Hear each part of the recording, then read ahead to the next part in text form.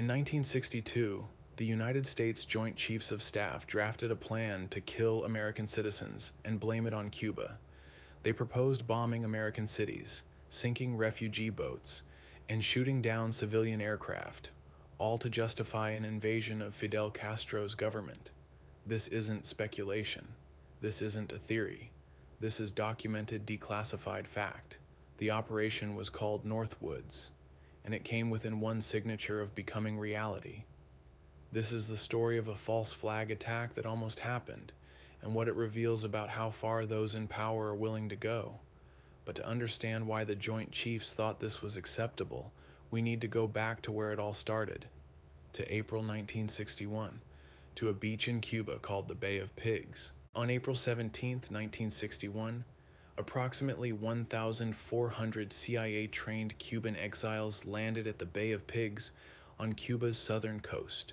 The plan was simple: invade, trigger an uprising, overthrow Castro.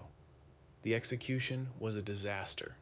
Within 3 days, the invasion force was crushed. 100 exiles were killed. More than 1,200 were captured. President Kennedy, who had approved the operation, was humiliated on the world stage. The failure created enormous political pressure.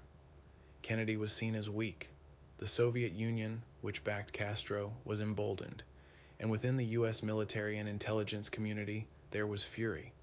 Many blamed Kennedy for not providing air support. They believed he'd lost his nerve. But there was a deeper problem. The American public didn't want war with Cuba. Polls showed most Americans opposed military intervention, and without public support, Kennedy couldn't authorize a full-scale invasion, even if he'd wanted to. This created a strategic dilemma for the military hawks who desperately wanted Castro gone. How do you justify war when the public opposes it? How do you manufacture consent for an invasion?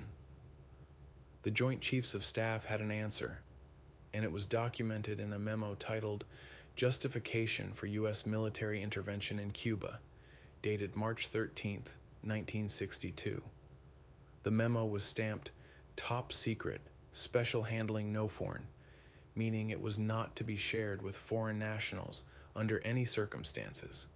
It was signed by every member of the Joint Chiefs of Staff, and it proposed what can only be described as state-sponsored terrorism against American citizens. Let me walk you through exactly what they proposed. And I mean exactly, because the specifics matter. The memo begins by acknowledging the problem. The suggested courses of action are based on the premise that U.S. military intervention will result from a period of heightened U.S.-Cuban tensions, which place the United States in the position of suffering justifiable grievances. Translation: we need Cuba to look like the aggressor. We need incidents that justify retaliation. But here's the thing, they weren't waiting for real incidents. They were going to create them. Proposal 1, sinking refugee boats. Quote from the document, "We could sink a boatload of Cubans en route to Florida, real or simulated. We could foster attempts on lives of Cuban refugees in the United States, even to the extent of wounding in instances to be widely publicized." Think about what that means. They're proposing to kill people fleeing communism, the very people America claimed to be protecting, and blame it on Castro, or stage it with actors, but make it look real enough to enrage the public. These weren't hypothetical refugees. Thousands of Cubans were fleeing to Florida during this period. The military was proposing to weaponize their desperation. Proposal 2, Guantanamo Bay attacks. The U.S. naval base at Guantanamo Bay was, and still is, American territory on Cuban soil. The document proposes, we could blow up a U.S. ship in Guantanamo Bay and blame Cuba. Casualty lists in U.S. newspapers would cause a helpful wave of national indignation. That word, helpful. Dead American sailors would be helpful for public relations. They even reference historical precedent. We could follow up with an air/sea rescue operation to evacuate remaining members of the non-existent crew. Casualty lists published in U.S. newspapers would cause a helpful wave of national indignation. This was a direct callback to the USS Maine incident in 1898, which was used to justify the Spanish-American War. They knew the playbook. They'd studied how to manipulate public opinion through manufactured tragedy, and they were ready to use it again. Proposal 3. Terror campaign in American cities. Here's where it gets even darker. Quote, "We could develop a communist Cuban terror campaign in the Miami area, in other Florida cities, and even in Washington. The terror campaign could be pointed at Cuban refugees seeking haven in the United States. We could sink a boatload of Cubans en route to Florida, real or simulated. They're talking about bombing Miami, Washington, D.C., creating a climate of fear in American cities. And the document specifies they could use friendly Cubans, meaning CIA assets, to carry out the attacks while pretending to be Castro agents." The memo continues, "We could foster attempts on lives of Cuban refugees in the United States, even to the extent of wounding in instances to be widely publicized. Exploding a few plastic bombs in carefully chosen spots, the arrest of a Cuban agent, and the release of prepared documents substantiating Cuban involvement also would be helpful." Carefully chosen spots, prepared documents. This wasn't vague brainstorming. This was operational planning. And then there's the aircraft proposal, which might be the most chilling of all. Quote, "It is possible to create an incident which will demonstrate convincingly that a Cuban aircraft has attacked and shot down a chartered civil airliner en route from the United States. The destination would be chosen only to cause the flight plan to cross Cuba. The passengers could be a group of college students off on a holiday." College students. They specifically mention college students as potential victims or potential cover for the operation. The document then describes 2 possible methods. Method 1. An aircraft at Eglin Air Force Base would be painted and numbered as an exact duplicate for a civil registered aircraft belonging to a CIA proprietary organization. At a designated time, the duplicate would be substituted for the actual civil aircraft and would be loaded with selected passengers, all boarded under carefully prepared aliases. The actual aircraft would be converted to a drone. In other words, put people on a plane, land it secretly, swap it with a remote-controlled duplicate, fly the drone over Cuba, blow it up, and claim Castro shot it down. The real passengers, presumably taken somewhere else, given new identities, and disappeared into CIA witness protection, or worse. Method 2. Just use the drone from the start but make it look like a passenger flight. Either way, the American public would believe a civilian airliner full of students had been murdered by Cuba, and here's the kicker. This was technologically feasible in 1962. The U.S. military absolutely had the capability to remote control aircraft. They'd been testing drone technology since the 1940s. This wasn't science fiction. This was operational capability being weaponized against the American public. Other proposals. The document doesn't stop there.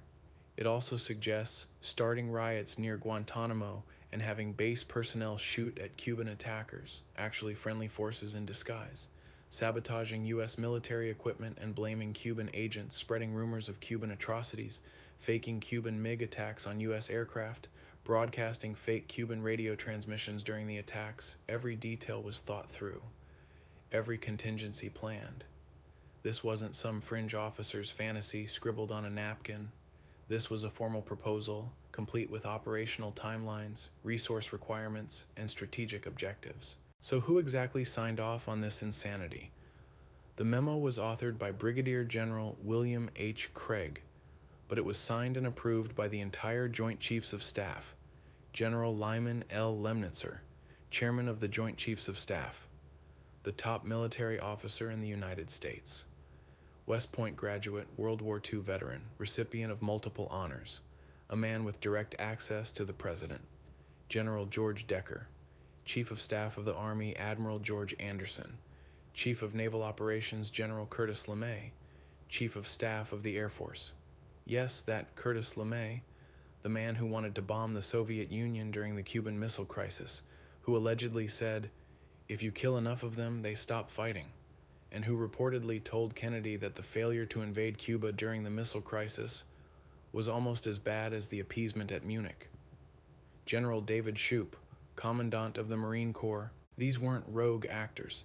These were the highest-ranking military officers in the country, collectively representing every branch of the armed forces. On March 13, 1962, Lemnitzer forwarded the memo to Secretary of Defense Robert McNamara with a cover note.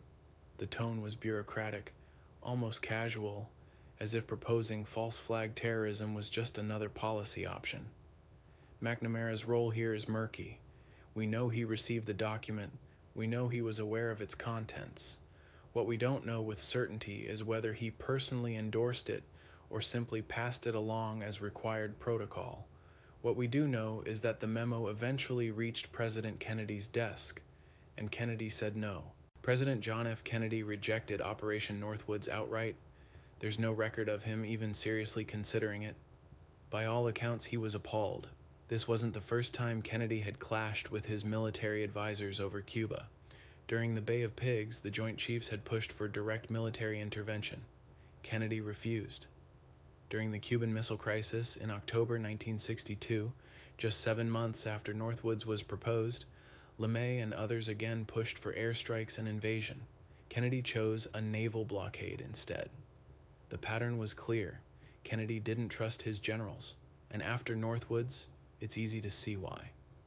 In September 1962, Lemnitzer's term as chairman of the Joint Chiefs ended. Kennedy chose not to reappoint him to another term in Washington. Instead, Lemnitzer was reassigned to Europe as Supreme Allied Commander of NATO. On paper, it wasn't a demotion. NATO command was prestigious, but it removed Lemnitzer from direct influence over U.S. military policy and put an ocean between him and the president. Some historians argue this was Kennedy's way of sidelining a dangerous hawk without creating a public scandal. Others say it was simply time for Lemnitzer to rotate out. Either way, the architect of Northwoods was gone from Washington by the end of 1962. Operation Northwoods was filed away, stamped top secret, and buried in the archives, and there it stayed for 35 years. In 1992, Congress passed the President John F. Kennedy Assassination Records Collection Act, requiring the release of all government documents related to JFK's death. The goal was transparency, an attempt to put conspiracy theories to rest by opening the archives. In 1997, as part of this process, researchers at the National Security Archive, a non-governmental research organization at George Washington University, were combing through newly declassified Joint Chiefs of Staff documents when they found it. Operation Northwoods. The documents were published online. A few news outlets picked up the story. The Baltimore Sun ran an article. Some alternative media covered it. James Bamford included it in his 2001 book Body of Secrets, Anatomy of the Ultra-Secret National Security Agency. But there was no major scandal. No congressional hearings. No accountability. By 1997, everyone involved was either dead, retired, or too old to prosecute. The Cold War was over. Cuba was no longer a threat. It all felt like ancient history. But here's why it still matters.